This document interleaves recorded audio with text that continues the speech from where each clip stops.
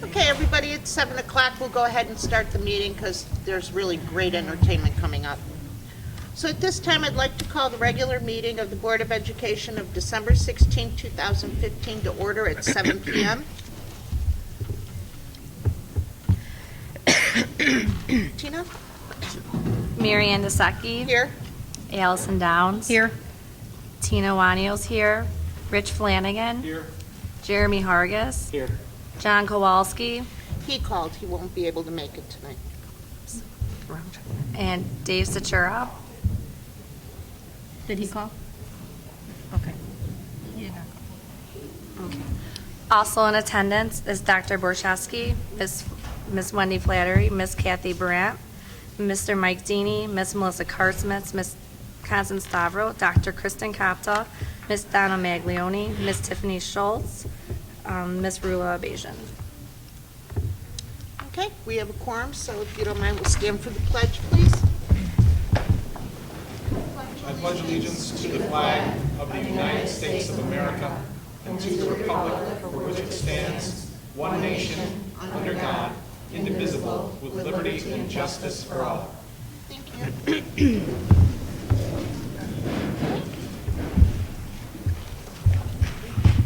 At this time, I'd like to entertain a motion that the Board of Education establish the consent agenda as presented.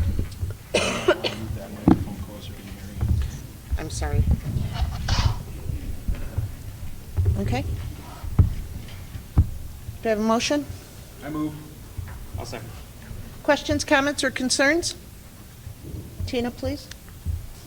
Desecki. Yes. Downs. Yes. Owanio, yes. Flanagan. Yes. Hargis. Yes. Motion passes.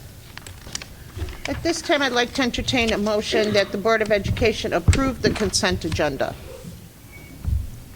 I move. I'll second. Questions, comments, or concerns?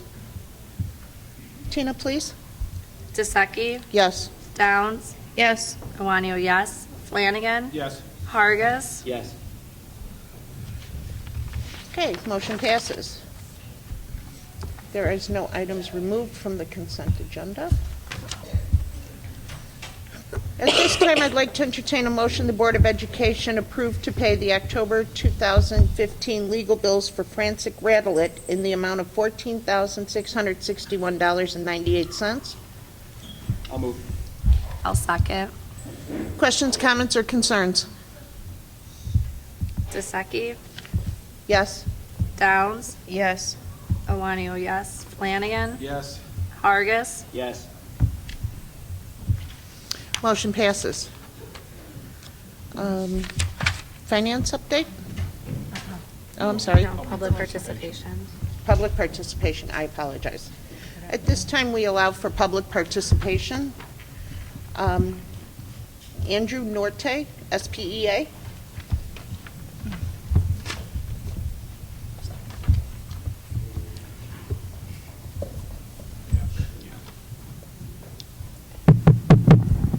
Okay, we're good. That's good because you're a sound guy. Right. That would look really bad.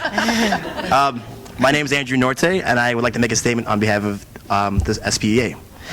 SPEA would like to acknowledge the hard work and dedication, as well as the collaborative efforts of the board that helped us craft our new contract. Throughout the negotiation process, both sides worked diligently and respectfully with each other. Due to this synergistic process, strides were made and a mutually beneficial agreement followed. This contract will maintain teachers and continue the high quality of education our parents and students deserve. On behalf of the SPEA members, we would like to thank the negotiation team and the Board of Education for a job well done. We are looking forward to a flourishing and successful years together. Thank you. Thank you.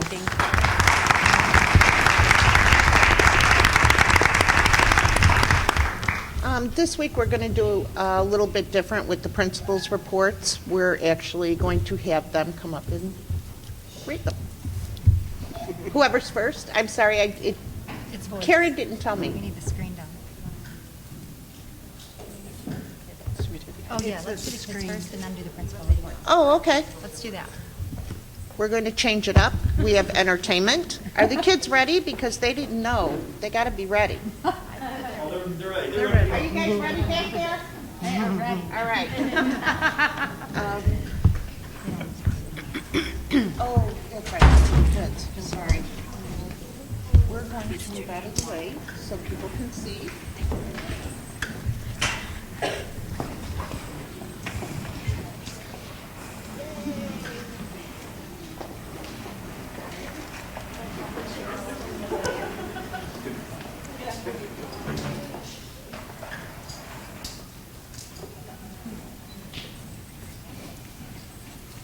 So the first group is the 6th, 7th, 8th grade choir. They're going to sing one song for you.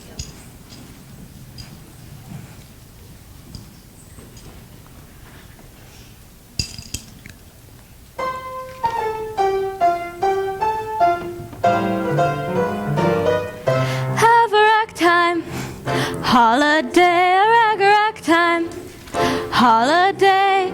Everybody celebrate and have a ragtime holiday. Deck the halls with boughs of holly. Fa la la la la la la.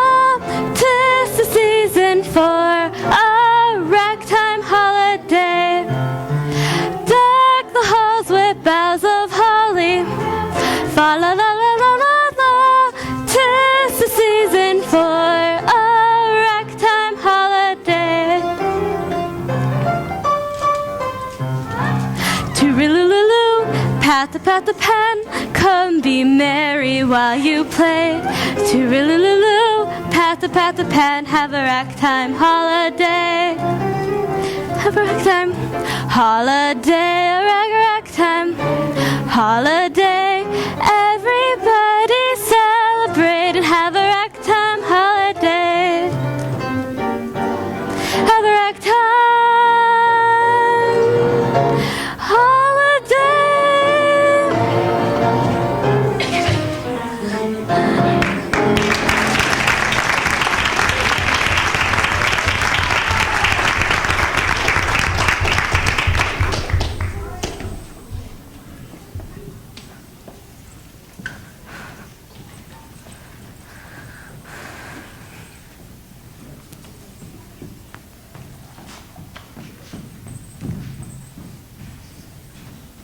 Next, the choir is going to sing with the jazz band.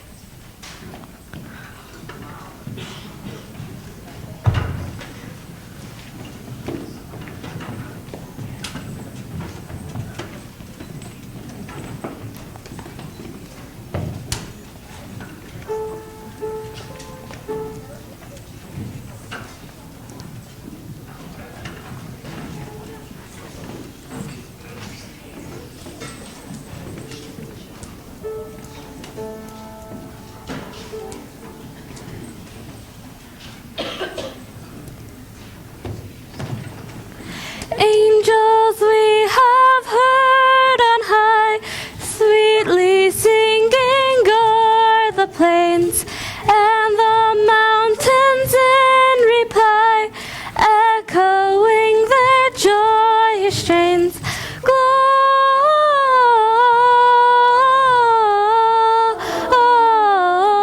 Gloria in excelsis Deo.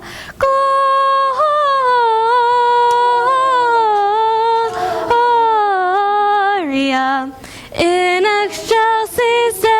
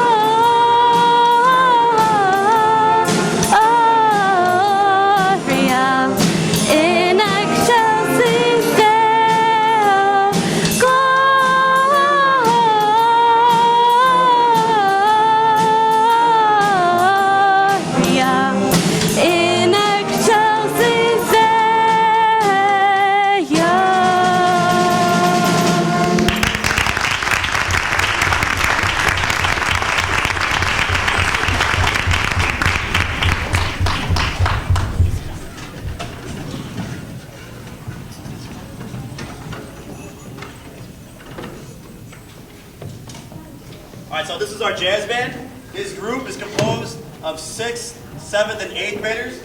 We have a lot of jazz members here who have been playing jazz for less than 3 months. If you're a 6th grader, raise your hand. Jazz band.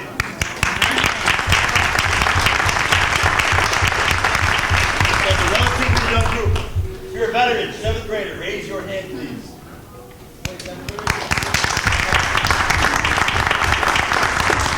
And some veteran members sprinkled in even more 8th graders.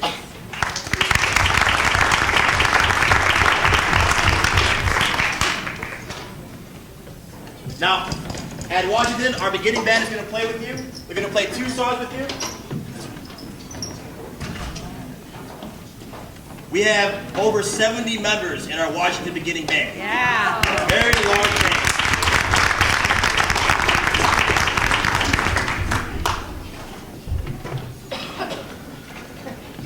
The line's still going. It's like the line at Dunkin' Donuts.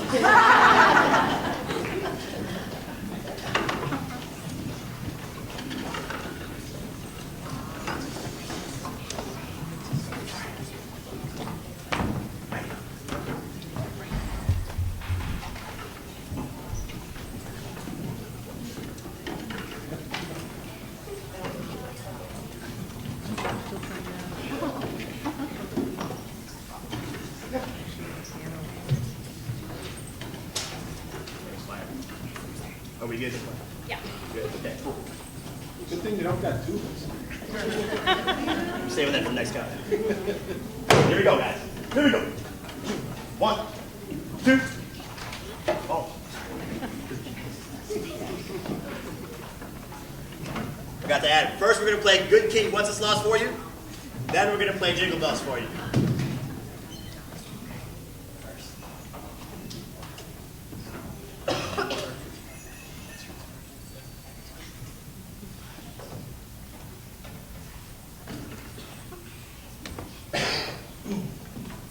One, two.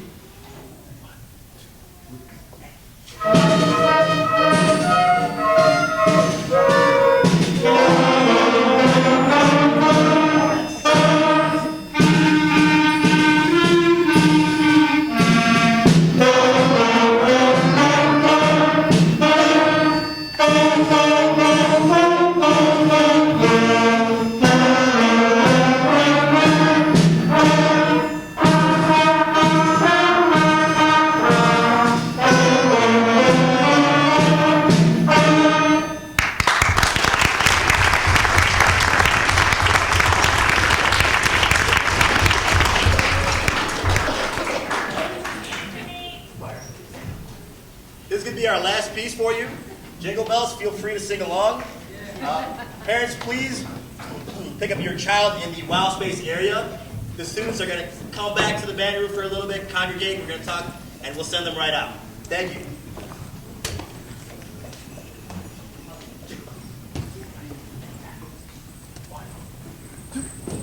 One, two, three.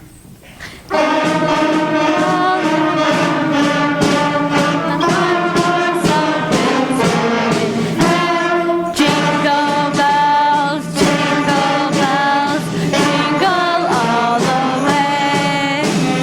Oh, what fun it is to ride in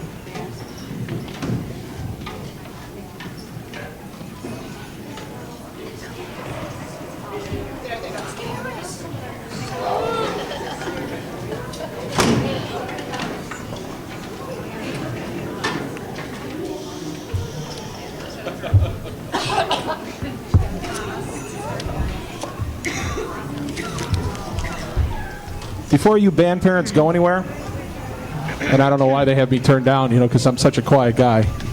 Before you band parents go anywhere, I'd just like to tell you, whenever I see the kids perform, I'm so inspired. And it's one of the reasons why I keep doing this high-paying job, is because I want to make sure that the kids have this kind of opportunity.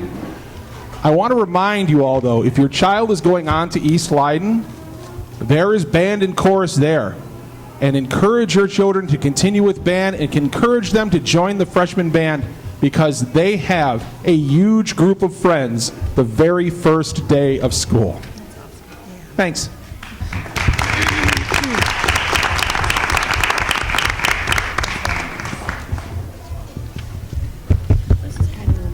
Thank you. Okay, we're going to go backwards a little bit and go ahead and do our principals' reports. I hope you guys have an order, because I do not. So. We're good. Ready? Okay.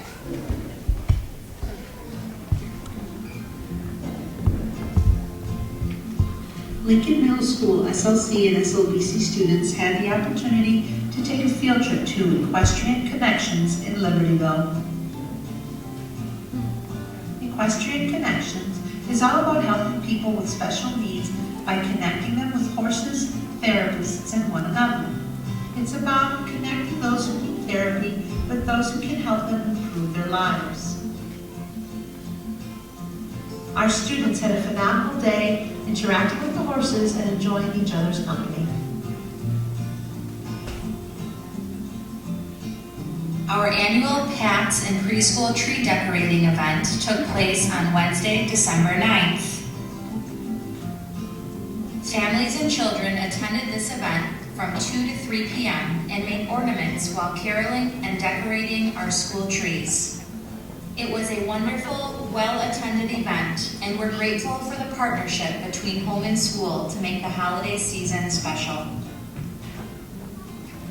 The Washington School students attended an all-school field trip on December 15th to Northwestern University to see a Lady Wildcats basketball game. They were excited to see the Jesse White Tumblers halftime show. Students cheered on the Wildcats to a 91-47 victory.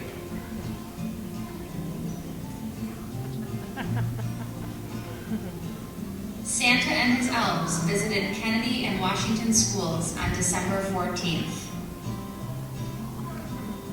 Thanks to the Schiller Park Police Department for making this day special for our students.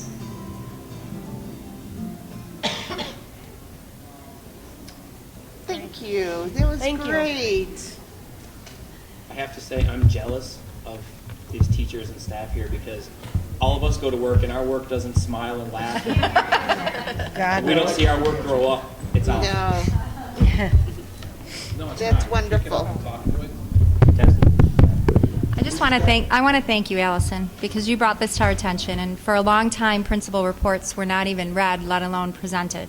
And it's just so nice to bring this in the boardroom, so thank you. I appreciate it. Thank you. Thank you. Thank you.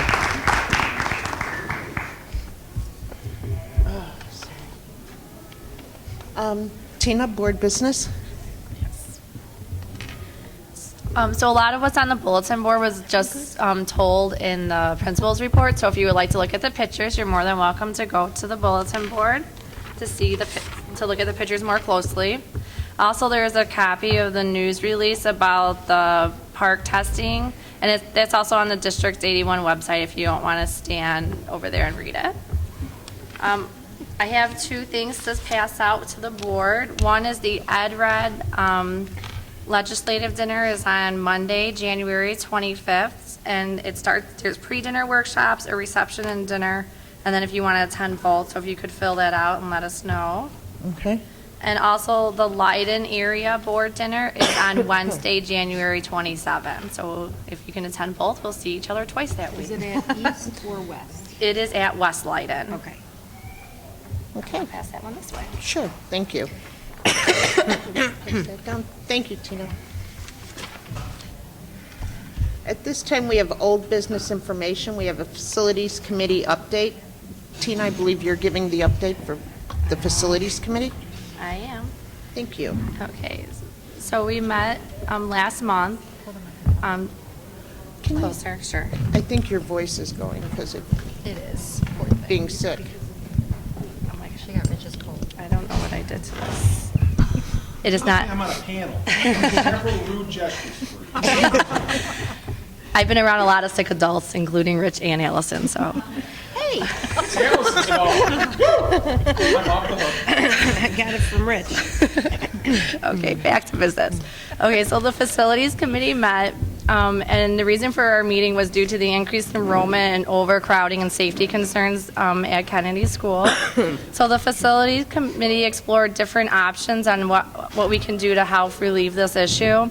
First, we explored the possibility of getting trailers for a temporary, more quick solution, but after evaluating the costs and the necessary customization like soundproofing and the return value or lack of return value that we would get on them, we ruled this option out.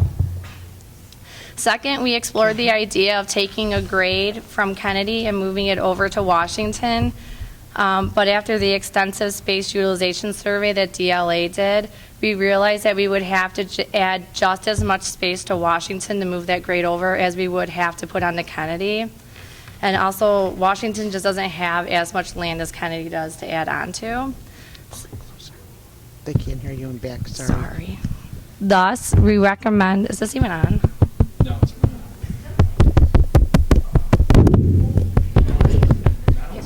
No, that was someone else's. Here, go. All right, we'll try this. So thus, all right, okay. So thus, we recommend putting an addition onto Kennedy School, we meaning the facility committee.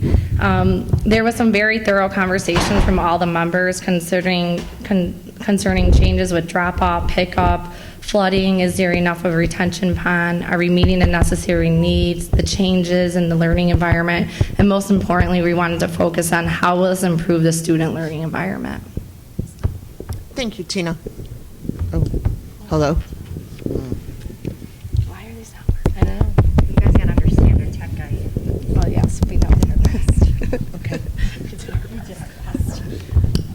I'm sorry, I guess not all of them are working. Next, we have a Finance Committee update, and that's Diane Morioka. If you would come up and give that, Diane's resident committee member. Yeah, that's what it was. It was gotta push the end. Hello. So we had our Finance Committee meeting. We met on December 1st and December 9th. At the December 1st meeting, the committee discussed the following: the fiscal year 2015 audit update, timeline and completion, tentative fiscal year 2015 levy and recommendation to the board, overview of the current Kennedy School overcrowding, including options to move forward on an addition with estimated costs.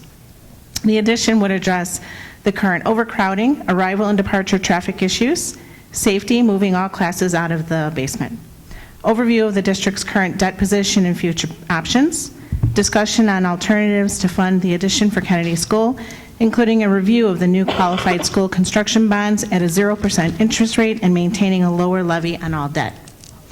From the December 1st meeting, the committee requested that administration provide a more comprehensive financing plan for Kennedy School, both bonds and payment from cash reserves for the December 9th meeting. At the December 9th meeting, the committee focused on a 5-year plan to provide funding for the Kennedy School addition and renovations.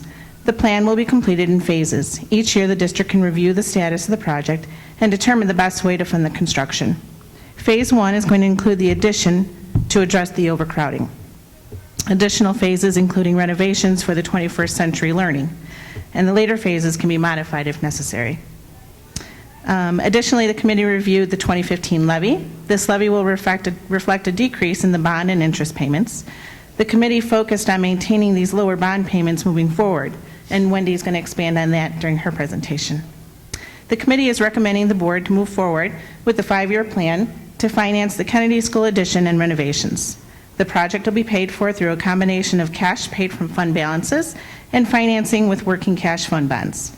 The committee is also recommending that the district apply for the qualified school construction bonds that were allocated to the state in 2009 and have a near 0% interest rate. Thank you, Diane. Thank you.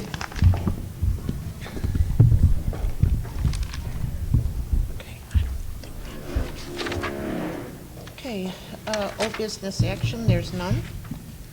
So new business information, the press policy updates, the first reading. Anybody want to talk about that? Okay. We have a policy committee meeting scheduled for January 13th. Oh, okay, So the great. committee will be ready with recommendations at the January meeting from the board as far as the press updates. And we're also going to be discussing facility use at that meeting as well. Sounds great. Presentation on the Kennedy, presentation on the Kennedy School project. That's Melissa and Wendy and I. Okay.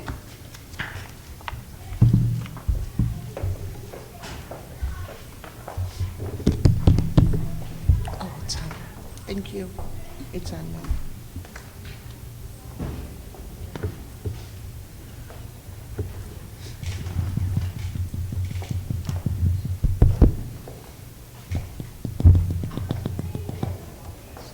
Did you push the bottom in of yours?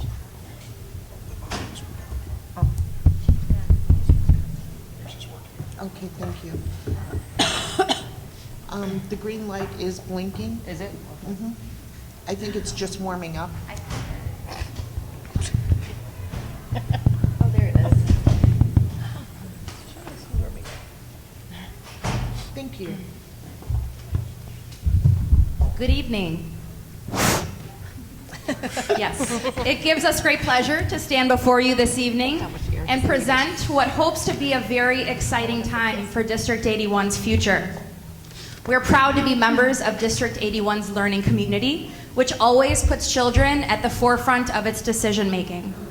What we do every single day in our buildings and in our classrooms is a direct result of the decisions made here at this table. As Dr. Borshevsky has mentioned several times, again, what we do and what you see in our buildings happens as a result of the leadership that you provide as a Board of Education. Our daily actions are guided by the mission that you see before you right now. The mission and our vision, it drives our district forward. It defines our purpose, and it reminds us of our shared commitments as a community. On this slide, you'll see existing information about Kennedy School. It was built in 1965. Life safety updates and renovations, which included soundproofing of the windows, univents, a chiller, and asbestos abatement took place in 1993, with a gymnasium and classroom addition that took place in 2003. The building size of Kennedy School is approximately 70,000 square feet. On this slide, you'll see the overview of Kennedy School, which is a preschool through third grade building that houses approximately 817 students. Our Parents as Teachers program, which is our 0 to 3 birth initiative program, is usually housed at Kennedy School, but due to lack of space, we are currently housing it for the 15-16 school year at Washington School. It's an integral program where our students ages 0 to 3 feed into our at-risk preschool. As you'll notice on this table, the largest cohorts, the largest group of students, are in our youngest grades, with average class sizes of 27 students in a classroom. Our recent negotiations in contract language determines that the board's goal is to maintain a grade level average, a student ratio that's no more than 21 students to 1 teacher in grades K to 2. If individual class sizes exceed this grade level goal, the district has committed to assigning a paraprofessional during instructional minutes. Presently, class size ratios exceed this agreed upon goal in grades kindergarten, first, and second. As a result, 9 additional paraprofessionals have been hired, which brings an approximate cost to the district of $300,000. Because of the growing enrollment, we needed to make changes on how programs were delivered. We've changed the way that the model looks in our school as a result of the growing enrollment of our students. Currently, our basement floor plan includes our music, our bilingual programs, our reading room teachers, special education related service providers. And as you'll see from the life safety code on the bottom, Children ages preschool, kindergarten, or first grade shall not be located below the main level of exit. So for example, our children for music in kindergarten and first grade, music takes place in their classroom. They're not to be going down to the basement where the music classroom is housed, where our complete ORF set of instruments is an integral part of that music curriculum. Our bilingual teachers receive their services. They push into the general education classrooms as a result of the fact that they're currently housed in our basement. There is no space for those teachers to pull the bilingual and ESL students out of their classroom on the main level. We'll show you photos in just one moment of our reading room. Our reading room, previously housed in 3 classrooms throughout the building, needed to compile and move to the basement as a result of adding a special education preschool classroom and a 7th section of kindergarten this year. As a result, 2nd and 3rd grade students still continue to go to the basement, which approximately 60 to 75 children receive their reading instruction in that one area. Our special education related service providers. This includes our occupational therapist, our physical therapist, psychologist, social worker, music therapist, speech and language pathologist. All are housed in the basement with their personal workspaces. Again, they're pushing into classrooms for that delivery model as there is no space for them to meet with small groups of children. Our media center, or our library, has drastically decreased in size as a result of the space now being shared by all of these people and programs. Art, which was previously in our art studio in the basement, has now moved up into a traditional size classroom that includes 1 sink. And we'll show you in a photo coming up here, none of the materials for the art teachers fit in their standard size classroom. They're all housed, as you see on the picture on the right-hand side, in the vestibule hallway outside of the art classroom, providing the teachers limited space to prepare for projects with students. You'll see in these photos some visuals that display the previous spaces that were mentioned. On the left-hand side, you'll find the related service provider workspaces currently housed in the basement. The middle photo shows a former mechanical closet that has now been converted to a room for teacher resources. 102 staff members at Kennedy School all share 1 workroom. We used to have 2 workrooms that have now been converted to 1 to provide a workspace for an interventionist, which you see on the right-hand side. The middle photo shows a former social work office that has been converted, again, into a workspace for small groups of students to receive their instruction.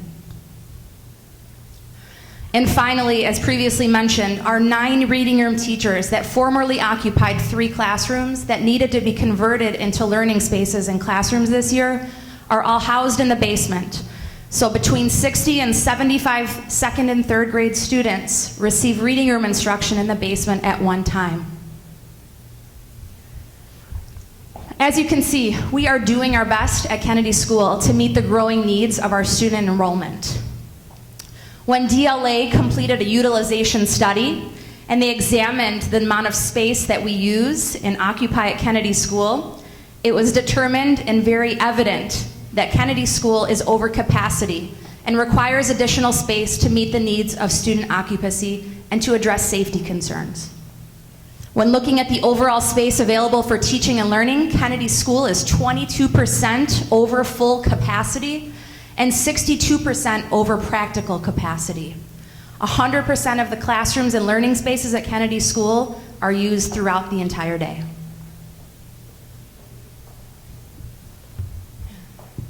So I'm going to talk a little bit about the timeline of how this has been discussed, but there are several Kennedy School teachers here that I want to thank because those pictures really prove what you're working in and your flexibility and your desire to always do what's best for kids and set yourselves aside. 102 people sharing 1 workspace is pretty incredible. Not to mention the fact that I remember when we had to tell the reading room teachers you were going down to the basement, and that wasn't a good time either. So thank you. Thank you for your patience. Thank you for your patience as we work through this.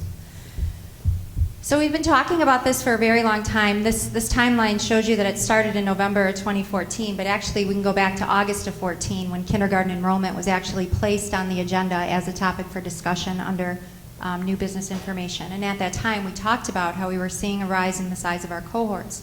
And what used to be the exception was becoming the rule. 150 students in a cohort used to be the exception. Now we're seeing cohorts with 170 students. 150 is no longer the exception. It has now become the rule in District 81. So the board has been discussing enrollment and how we were going to address enrollment for a very long time.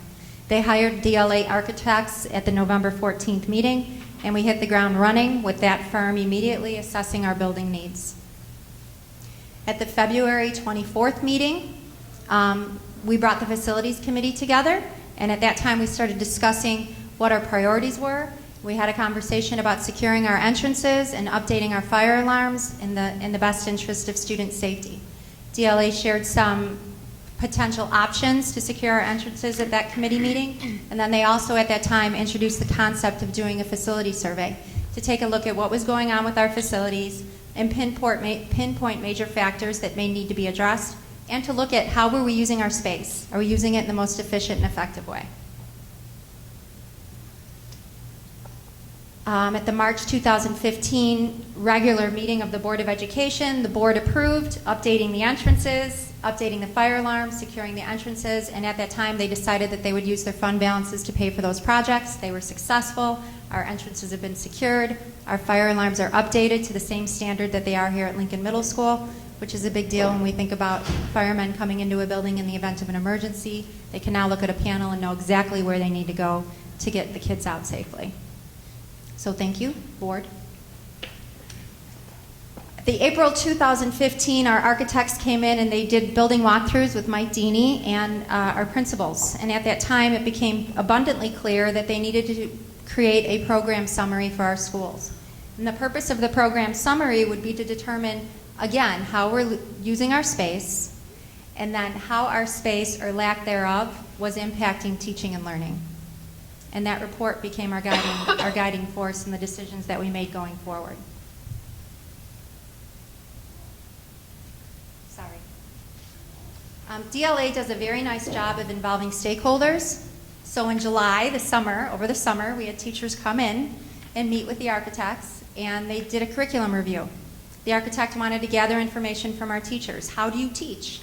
How is your space supporting your teaching? You could imagine it was a very different conversation they were having with the teachers at Lincoln Middle School versus the conversations that they were having with the teachers at Kennedy and Washington School. Out of that survey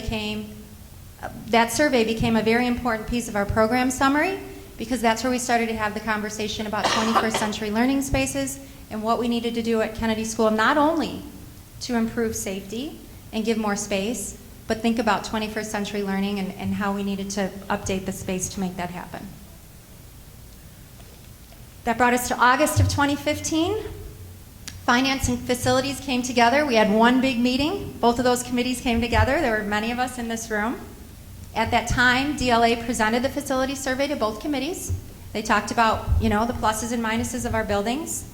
And they also presented options of what we needed to do and start thinking about as far as what was going to make the most sense to alleviate crowding and then update our schools for that whole concept of providing more flexible space for our kids. After that facility meeting on the 12th, at the regular Board of Education meeting, those committees updated the full board. That brought us to September. At the September 16th board meeting, Board President DeSecchi addressed the issues of growing enrollment and in particular the space issues at Kennedy School. Board President DeSecchi and Vice President Downs walked through the schools with me over the summer, so they were able to see firsthand. I brought them down in the reading room. That was an interesting visit, and it became also very clear to them at the time. I think it was something like, no wonder they're mad. No, I had asked you where they have the lockers set up. I asked you where those were going to go. Yeah. And you said, no, that's where they are. Oh, that's right. Yeah, where do these go? I go, no, that's where they are. September 23rd, the facilities committee came together. There they did some tweaking after our finance and facilities combined meeting. They got feedback from that committee. They made some changes to that report. They presented the final report, and they also included the curriculum survey results that they got from the teachers. They followed up with the programming meeting with the administrators on the 29th to address some options that we may or may not have for space. There we had a very candid conversation about what was going to make the most sense. Talked about Washington School, we talked about Kennedy School, and they put together a presentation that they would then bring back to the committee to review. At the October meeting, Mike Deeney did his report from the facilities update. Mike talked about the walkthrough that he did with DLA, and then he also discussed the work that was going to be done to the schools over Thanksgiving break, and Mike addressed enrollment at that time as well. That brought us to November, the regular board meeting. 5-year enrollment figures were discussed. At that time, it was made perfectly clear that over the last 5 years, we have increased enrollment in District 81 by 1 full cohort, 138 students over 5 years. That's an additional grade.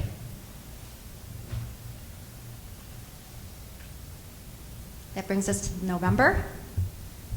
At the November facilities meeting, DLA presented their program summary, and there's where we started to have some real conversations about, do we think about mobile classrooms? Do we think about, well, we talked about mobile classrooms earlier, but do we think about mobile classrooms? Do we think about Washington School? And we started to explore our options at a very high level.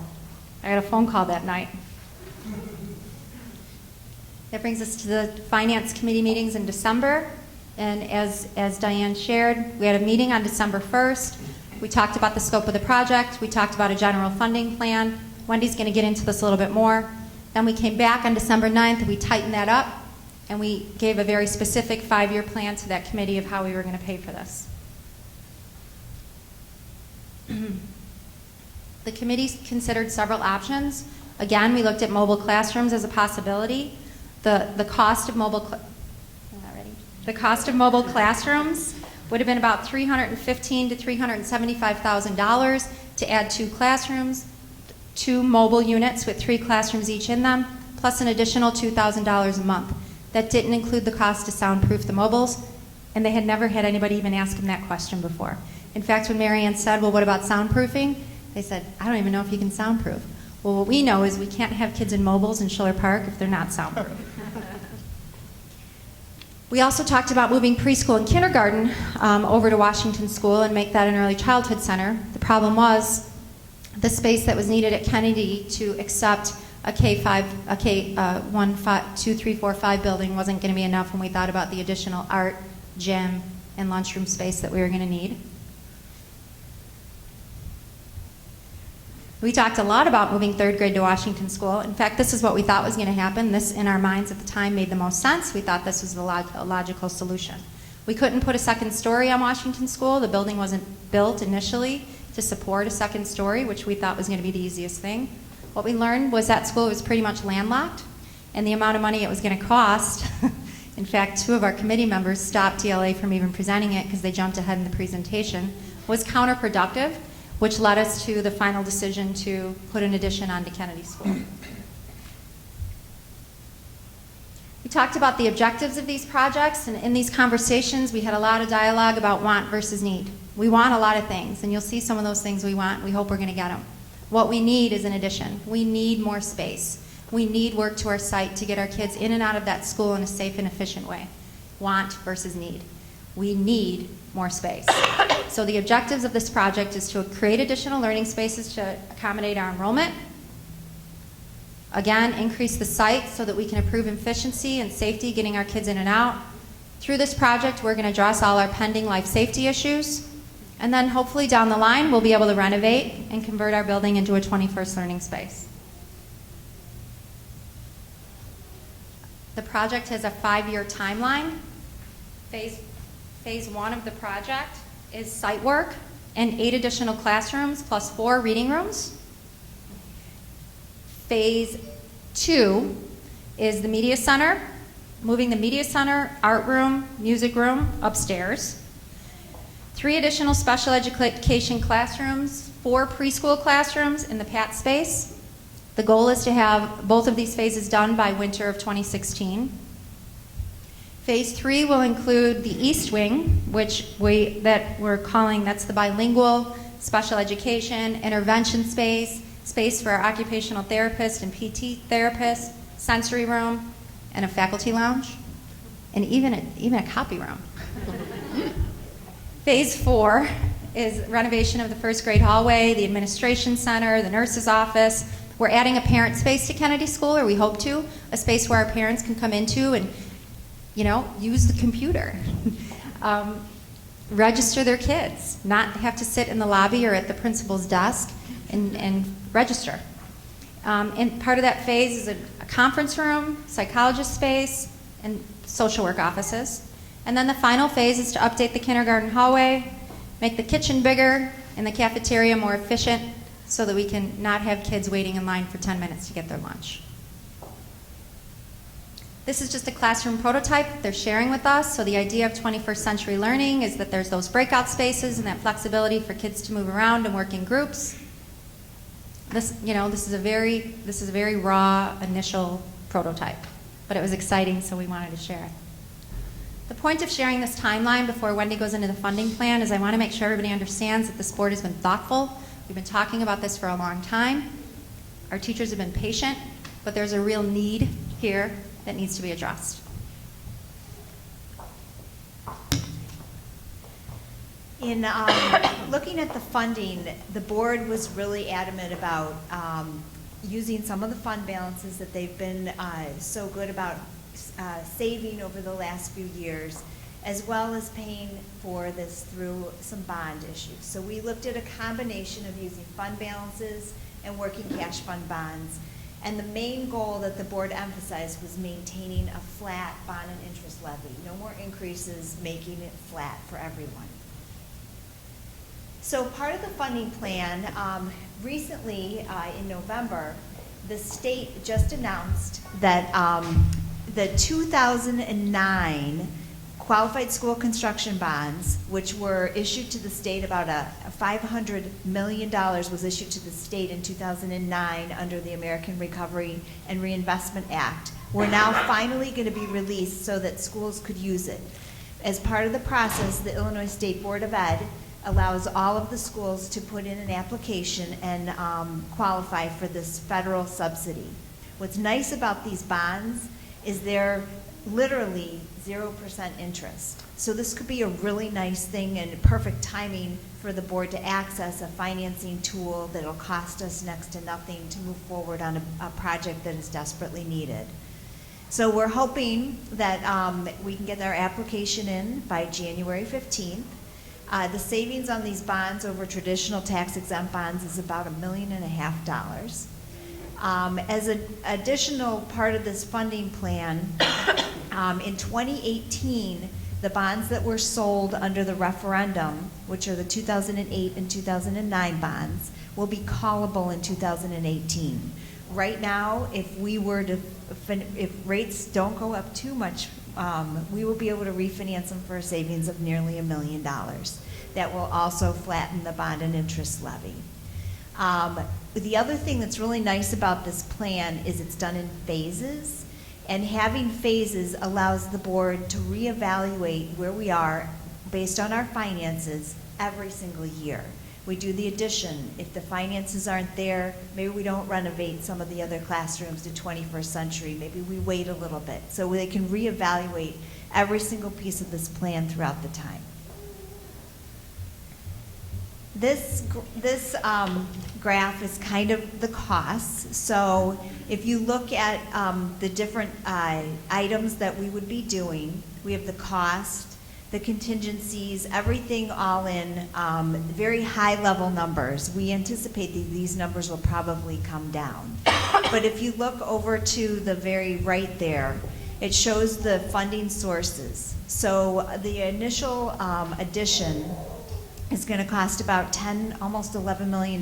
We anticipate funding that with the qualified school construction bonds. We are going to ask for just close to $10 million. And then the remainder will come out of our fund balances. In the summer of 17, we're looking at issuing a little bit more on those qualified school construction bonds and the remainder through our fund balances. And then tax-exempt bonds and fund balances. So a total of about $13 million in bonds, 13.5, and $5.5 million really 6 million when you look at the soft costs out of our fund balances. So, how will this look? And when we look at this graph, let me just see if I can do a pointer. Here's where last year's levy was. When I do my levy presentation, I'm going to show you that the bond and interest levy is going to drop from 95.7 cents to 77 cents. Our goal is to maintain that going forward. So everybody should see a drop on their taxes, and we're going to maintain that. The new bonds, these are old outstanding bonds. The blue is the referendum bonds. Right now, you're on an average $200,000 house market value. It costs about $522 a year. It'll drop to about $426, which is what we looked at over here. So we're doing an average home market value. So that's not your EAV, it's your home market value if you were to sell it. And so we would add the new bonds in here, which is the dark blue. That would be under what's considered our debt service extension base. So it would not be a referendum. The debt service extension base is kind of like a home equity line that the district has in order to issue debt for projects, construction projects. It was established in 1994 when the Property Tax Limitation Act came into play, which is where there's caps on all the property taxes. And so we're utilizing that ability or authority that was given to the district in 1994. So phase one, I guess, is the 8 million and the 3 million out of fund balances. That's kind of how it would look, and we know we need to address that 28 increase in the levy, in the bond and interest levy. And that happened mainly because we thought, that happened in 2009 when the economy crashed, and the anticipation was that EAVs would rise. In all our analysis, we looked at a flat EAV. So if rates rise, if some of the tips come off, it'll lower the rates for everybody. So then phase two in our financing, phase three, would be 3 million in working cash fund bonds and $1 million out of the fund balances. And one thing to look at here, if you notice the structure is kind of odd. But what that does is these are qualified school construction bonds. If you're paying 0 in them, you want to have your longest bonds with a 0% interest rate at the end of where your structure will be. And so we structured it specifically because we have to add in the tax exempt bonds in phase three of the financing. So that's why those look a little strange, but it's actually the most cost-effective way to do that, which is why planning in a long-term way is really a good way to look at your whole overall financing of a project. And then this would be after phase three of the financing, phase 4 and 5 of the project. We would have a flat levy. We would layer in all the bonds in here. These would be tax exempt bonds. And you have to remember that this is 18-19 here, so it opens up 5 more levies over here that are open, that's an ability to bond in the future for other projects. So it's a really nice long-term plan to smooth out that financing and move forward with the project. Our timeline, we would approve the reimbursement resolution tonight along with the qualified school construction bonds, the application and the authority to move forward on that. We would apply right away for these bonds. At our January meeting, we would adopt our intent resolution. That would be our intent to issue bonds and move forward. At the January meeting, we would also, right after that meeting, we would publish the intent period and the BINA, which is a Bond Information Notification Act, which is a law that we need to apply with. At the February meeting, we would have our BINA hearing, and that pretty much talks a little bit more about the financing and how the board is going to move forward with that. And then in March, we could adopt a parameters resolution, And then we can just time the market and see what's the best time to sell the bonds and what we qualify under the school construction bonds. And that's our presentation.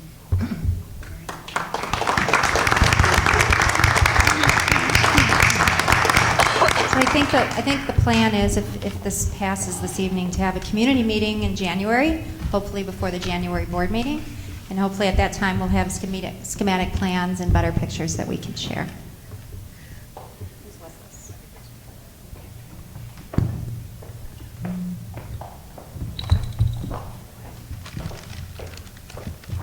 So thank you for that presentation, you. everybody. Thank you It very was much. very informative. I want to make sure everybody understands this has been a pointed discussion for us for over a year. Our intent is, everybody's intent on this board is to be very proactive, be very active in what is best for our children, what is best for our village, and what is best for the taxpayer. We have no intention of not bringing the public into this in January. We will have a meeting that people can attend. I want to make sure everybody totally understands that we have been at this for over a year. And just really, really want to make sure that everybody also understands we have a 5-year plan. Next year we will have a 5-year plan, and the year after that we will have a 5-year plan. We have long-range plans, and it's our intent to make sure, even when we're not here, that the kids are always taken care of. So thank you.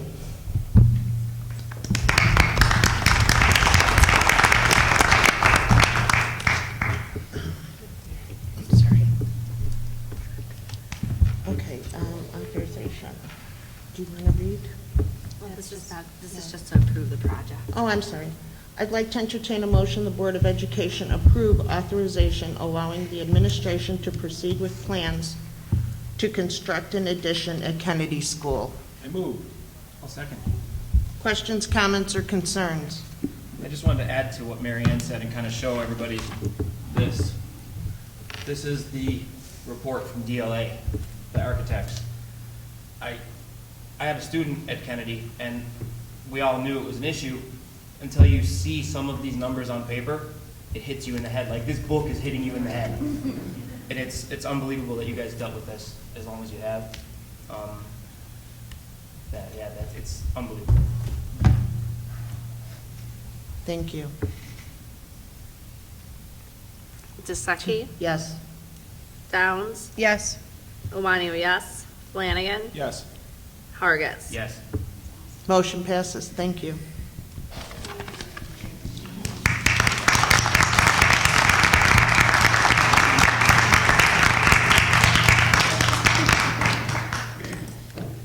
Tina's going to read to us now. Once upon a time. Let me grab the right resolution.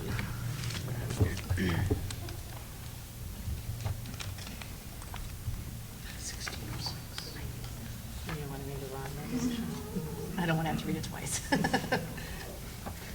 Okay. If I lose my voice, Allison said that she will take over. Okay, resolution number 1606, expressing official intent regarding certain capital expenditures to be reimbursed from proceeds of an obligation to be issued by school district number 81, Cook County, Illinois. Whereas the Board of Education of School District Number 81, Cook County, Illinois, has developed a list of capital projects described in Exhibit A, hereto, and whereas all or a portion of the expenditures relating to the project will be paid on or after the passage of this resolution. Whereas the district intends to reimburse itself for the expenditures with the proceeds of qualified school construction bonds, and whereas if the district does not receive qualified school construction bonds, volume limitation in the amount of $11 million to permit it to issue qualified school construction bonds in the full amount of the project. The district reasonably expects to reimburse itself for all or a portion of the expenditures with the proceeds of an obligation. Now, therefore, be it, and it is hereby resolved by the Board of Education of School District Number 81, Cook County, Illinois, as follows. Section 1, Incorporation of Preambles. The Board hereby finds that all of the recitals contained in the preambles of this resolution are full, true, and correct, and does incorporate them into this resolution by this reference. Section 2, Intent to reimburse. The district intends to reimburse the expenditures with the proceeds of qualified school construction bonds. If the district does not receive qualified school construction bonds limitation in the amount of $11 million to permit it to issue qualified school construction bonds in the full amount of the projects, the district reasonably expects to reimburse itself for all or a portion of the expenditures with the proceeds of an obligation. Section 3, Maximum Amount. The maximum principal amount of obligations, including qualified school construction bonds, expected to be issued for the project is $11 million. Section 4, Ratification. All actions of the officers, agents, and employees of the district that are in conformity with the purposes and intent of this resolution, whether taken before or after the adoption hereof, are hereby ratified, confirmed, and approved. Section 5, Servability. If any section, paragraph, or provision of this resolution shall be held to be invalid or unenforceable for any reason, the invalidity and unenforceability of such section, paragraph, or provision shall not affect any of the remaining provisions of this resolution. Section 6, Repeal. All resolutions or parts thereof in conflict herewith be and the same are hereby repealed, and this resolution shall be in full force and effect forthwith upon its adoption. The end. Adopted December 16th. I have to say that too? Yeah, it's up here. Okay. Sorry. Adopted December 16th, 2015. Very good. Thank you.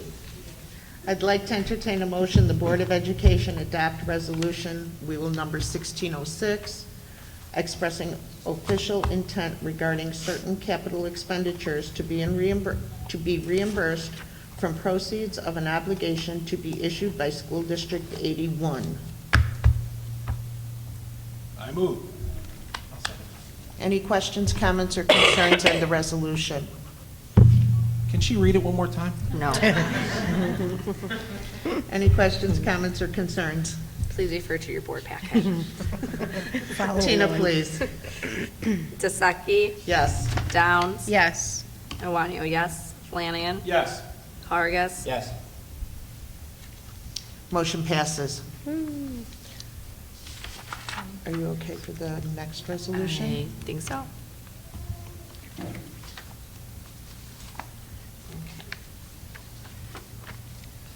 It's just, okay.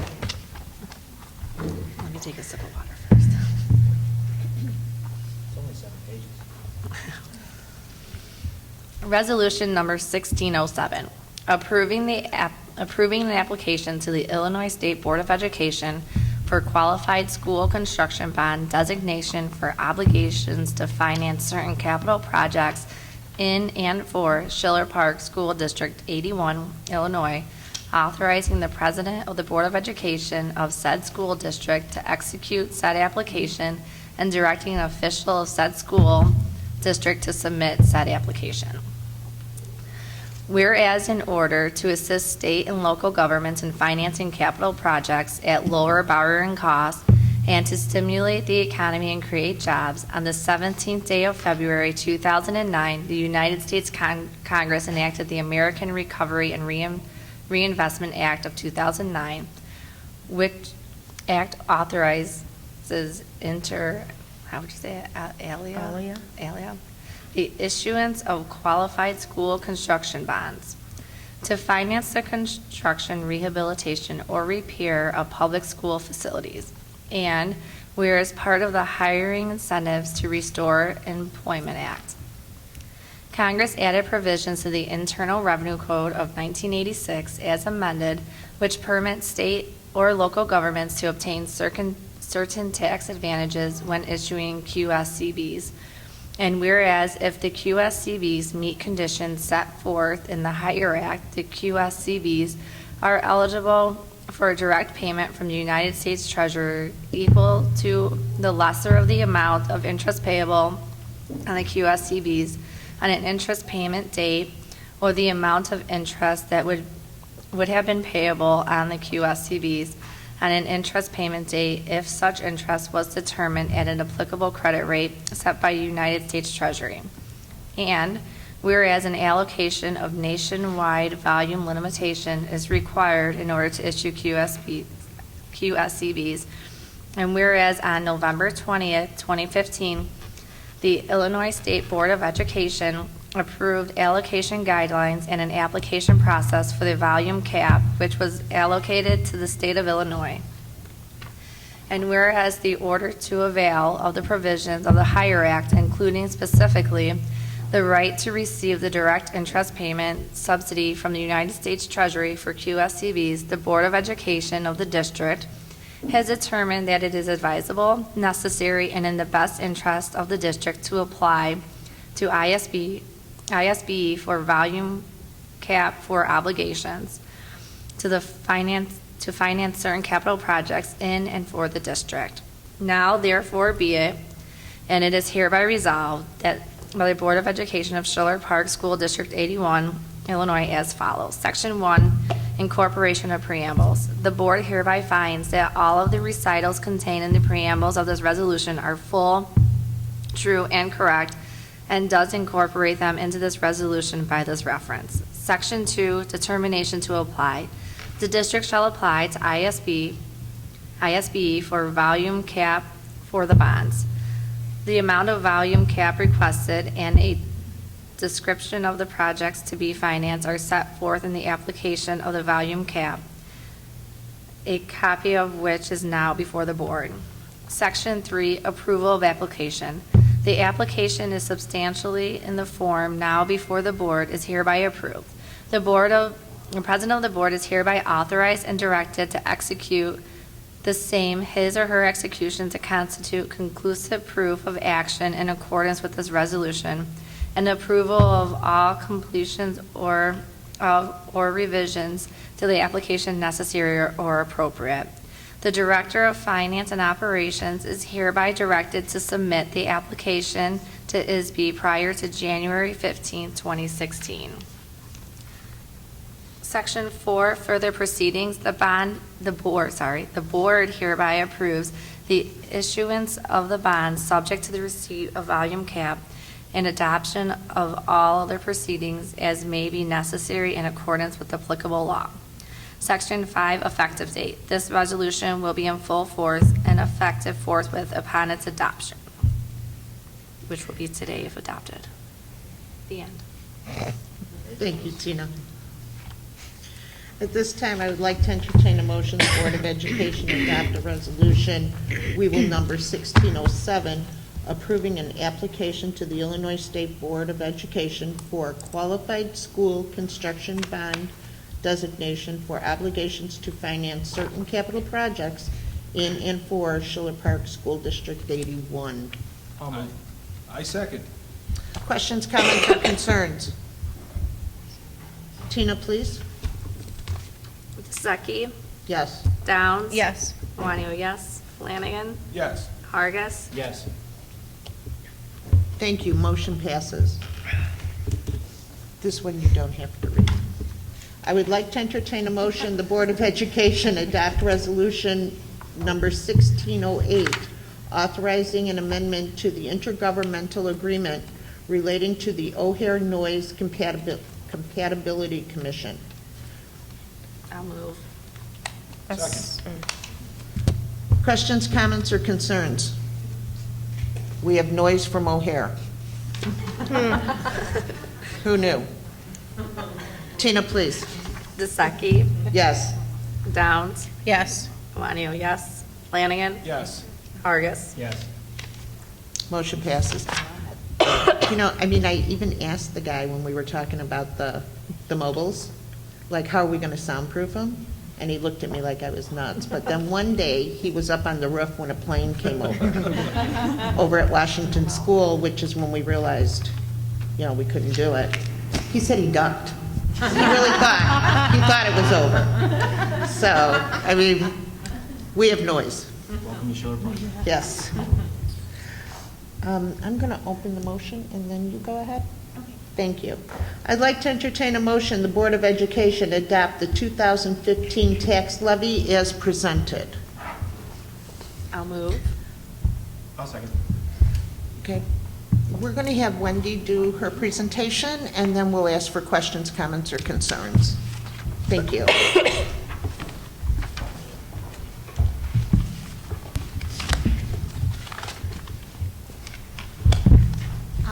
Okay, so in looking at the levy,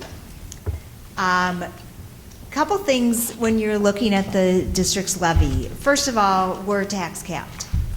So the most we can ask for over our prior year revenues is the lesser of 5% or the CPIU that is determined in December.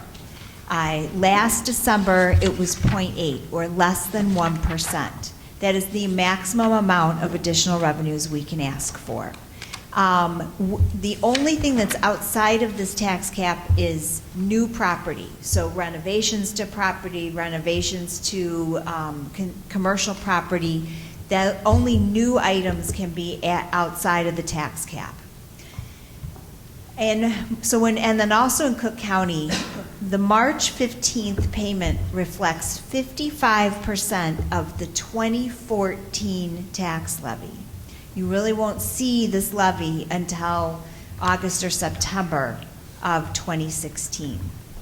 The district is anticipating a lower tax rate due to the reduction of bond and interest payments.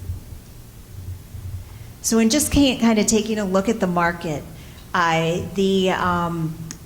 you get your CPIU, and the one number that we get is in December. It shows in January, mid-January, around January 15th. So all we have right now is the November number. So in looking year to year for November, what's interesting about this is that today the Fed raised interest rates by 0.25%. They're seeing things grow, but reality, we're not seeing things grow as fast. Some of the items that are increasing are rents, not necessarily energy or food items. And when you look at below, the second line there, which is all items, that's the number that is applied to our school districts in terms of what we can increase our revenues by. So as of November, it was 0.5%. But the number that counts, it doesn't matter, any of these numbers all year, the number in December or January the year before, none of those numbers count except for the December number that comes out in January. This is where our historical CPIU history has been. So 3-year average is 1.3, 5-year average is 1.7, and the 10-year is 2.1. So it's been relatively flat for us. In looking also at our levy, I wanted to just show kind of why historically our tax rate has gone up. And a big part of that has been the drop in the equalized assessed valuation of all the property in the district. So you saw in 2010, it was much higher down to 2014. Although, we're still able to grow it by the CPIU, our tax rate has gone up because our EAVs have dropped. It's a kind of a proportional or reverse proportional way that the levies work. So in looking at our levy for 2015, these were our assumptions. We assumed a 3% growth in EAV. The triennial reassessment is not until next year. So if any new property is on, or any growth that is seen in property values, we're not going to see much of growth until next year. We looked at new property at $1.5 million. The levy that we're showing has a 4.99 maximum levy request. The reason is if there's any TIF money out there or anything that we need to capture in new property, we have to try to get to that max for the new property, because it spreads it out for all taxpayers. But the county will limit it to the lesser of CPIU or 5%. And then a couple other considerations, our operations and maintenance fund is a capped fund at 0.55%. We are getting close to that at 0.50, and our ed fund is capped at 3.50, and we're estimating 2015 to be 3.12. So we're hoping EAVs grow, or if we get to that top number, we won't be able to levy any more in that fund. So our proposed levy, when you look at where final 14 was at $302 million, that's where our final EAV was. We had 118,000 in new property, which is right, where's my little, there it is. We're estimating for 15, a 3% growth, new property of $1.5 million. This was 14, so this was what we collected in our extension in all the funds, and that was our extension number, $5.008. Our proposed 15 at the 4.9 is still below, because if you see, our building bonds are going down by almost $500,000, so still below. But realistically, when we're capped, we're probably going to be below the prior year in terms of money by about 2.73%. And so this is what the rates will look like if we have the 3% growth and we have the 1.5 in new money. We're anticipating that the new tax rate will go from $5 to $4.85. On a $200,000 home market value, it would drop, about, what is that, $80. That's with the growth. And then I looked at, if EAV is flat, no change, it's $302 million, we're still going to see a slight reduction in the overall tax bill, and the rate will end up being, right about where it is today. Any questions? No, thank you.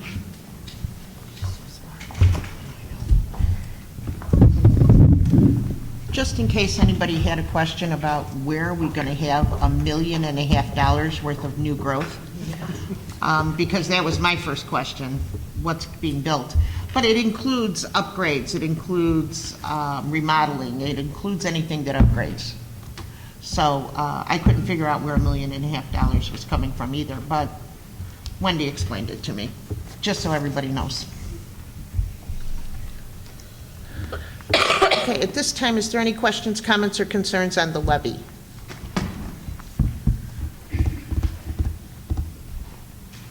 I would even allow any questions from the audience.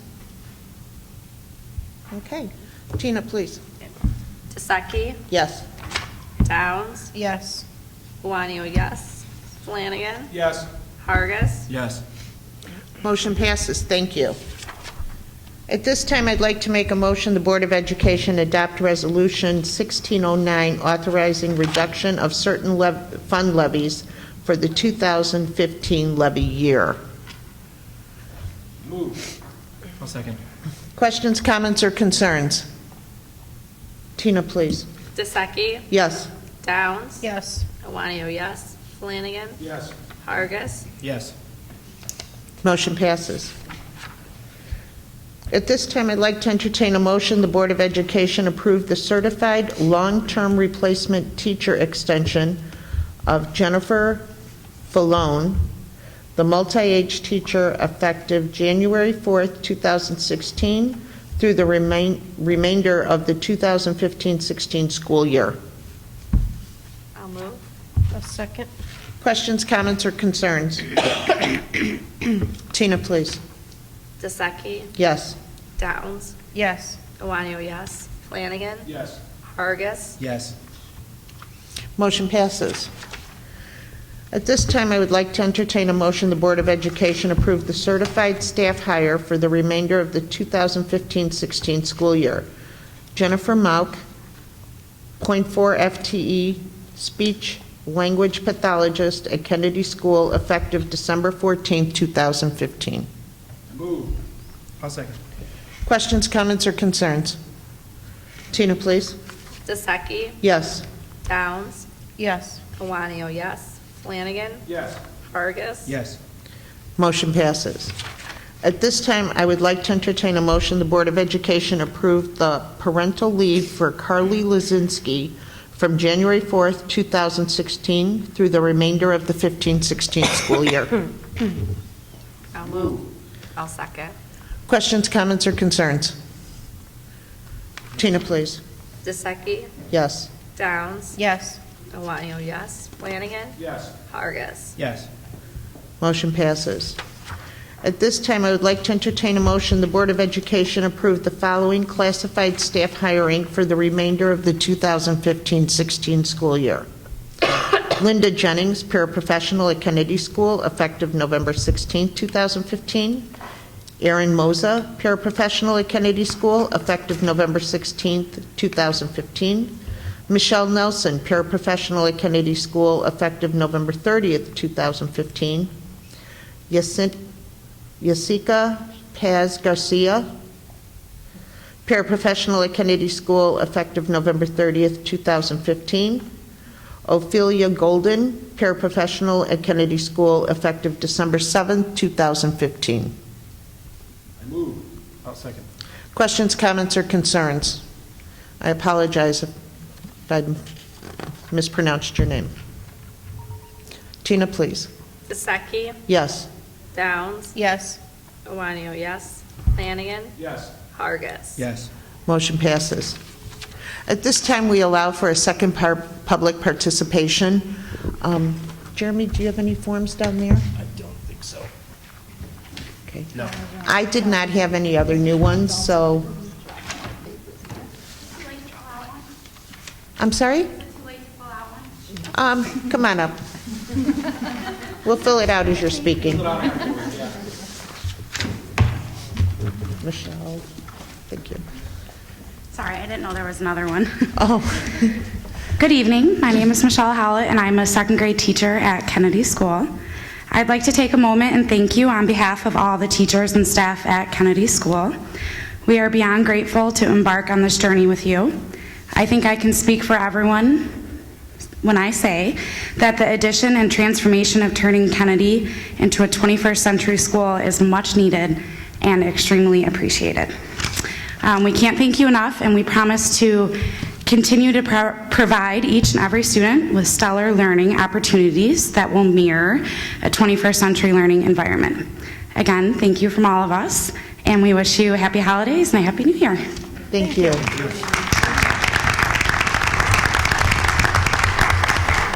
I want you to know that this building will only enhance what we already know you guys do.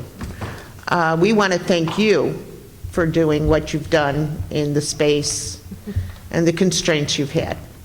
We are working very diligently to move ahead with the village and move ahead with our children. So thank you very, very much.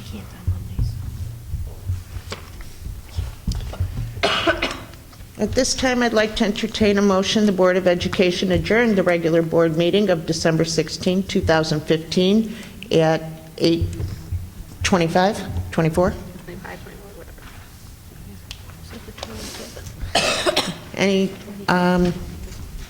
I'll make a motion. I'll second. Okay, questions, comments, or concerns? I bet not. Happy holidays, everybody. Merry Christmas, Happy New Year. Thank you so much for coming out tonight. Thank you. Call the roll. DeSeki? Yes. Downs? Yes. Kiwanis, yes. Flanagan? Yes. Vargas? Yes. Motion passes. Good night, everybody.